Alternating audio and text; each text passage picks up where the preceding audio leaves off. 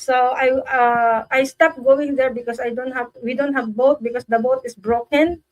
So that's why we have this prayer to have a boat, and I think God opened the door to have the boat, but the cost is I because I didn't know the cost of the boat during that time. So but anyway, this is my statement that I'm going to send to the pastors, of course, because I need them to know, because I am attending their church, and I'm going to bring kids, there to have Bible study, all of that. Sunday, ano yan? Sunday, Sunday.